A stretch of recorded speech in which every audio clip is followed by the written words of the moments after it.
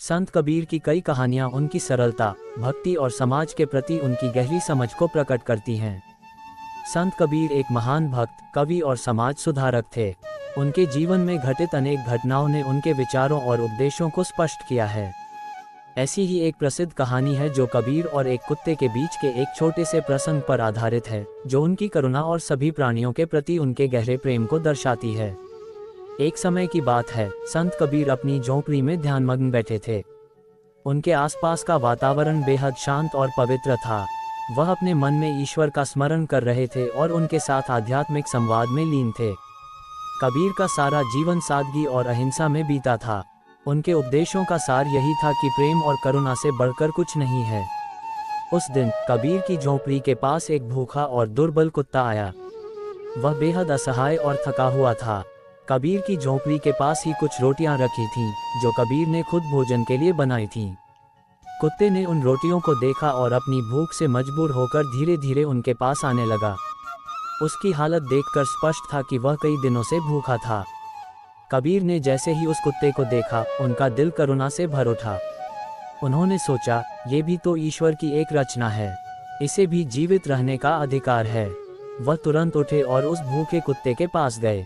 कुत्ते को देखकर कबीर ने कुछ भी नहीं कहा, लेकिन उन्होंने प्रेमपूर्वक उसे अपने हाथ से रोटियां दे दीं। कुत्ते ने बिना किसी डर के उन रोटियों को खाना शुरू किया। संत कबीर के चेहरे पर एक अद्भुत मुस्कान थी।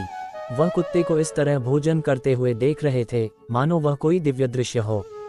कुत्ते की भूख शांत हो गई और उसने संत कबीर की ओर कृतज्ञता से देखा। कबीर ने अपने मन में सोचा, ईश्वर इस कुत्ते के रूप में मेरे पास आए हैं और मुझे सेवा का अवसर दिया है। उसी समय कुछ लोग वहां से गुजर रहे थे। उन्होंने संत कबीर को एक कुत्ते को रोटियां खिलाते देखा। वे लोग ये देखकर हैरान हो गए और कबीर से कहने लगे, आप एक संत हैं और यह कुत्ता अपवित्र और गंदा है। इसे भोजन क्यों करा रहे हैं? आप तो अपने भोजन के लिए उसे छू भी नहीं सकते। ये तो पाप होगा। कबीर ने बड़ी सरलता और धैर्य से उन लोगों की बात सुनी। फिर उन्होंने मुस्कुराते हुए उत्तर दिया, क्या तुम नहीं जानते कि यह भी उसी परमात्मा की सृष्टि है जिसने हमें बनाया है? जब हम भगवान की रचना को प्यार नहीं कर सकते तो भगवान को कैसे पा सकते हैं? कबीर ने आगे कहा, कुत्ता भूखा है और उसके भीतर भी वही आत्मा है जो हमारे भीतर है। अगर हम उसकी भूख नहीं समझ सकते तो हम सच्चे भक्त नहीं हैं। सच्ची भक्ति वही है जो सबके प्रति प्रेम और करुणा का भाव रखती है, चाहे वह मनुष्य हो या पशु। कबीर की इस कहानी का संदेश बहुत गहरा है। ये हमें सिखाती है कि प्रेम और करुणा केवल मनुष्यों के लिए नहीं है, बल्कि हर जीव के लिए है। ईश्वर की रचना में सभी जीव महत्वपूर्ण हैं और हमें सभी के प्रति समान भाव रखना चाहिए। कबीर का ये संदेश आज भी उतना ही प्रासंगिक है जितना उस समय था, क्योंकि यह हमें मानवता, करुणा और अहिंसा का सही अर्थ समझाता है।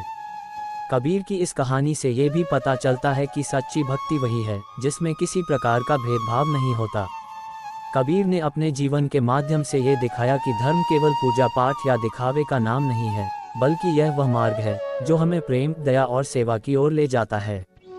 संत कबीर और कुत्ते की यह छोटी सी कहानी एक बहुत बड़ा संदेश देती है। ये हमें ये सिखाती है कि ईश्वर केवल मंदिरों, मस्जिदों या पूजा स्थलों में नहीं रहते, बल्कि वह हर जीव, हर स्थान और हर स्थिति में होते हैं। यदि हम सच्चे भक्त हैं तो हमें सभी प्राणियों के प्रति प्रेम और करुणा का भाव रखना चाहिए। यही कबीर का सच्चा संदेश है और यही इस कहानी की आत्मा है।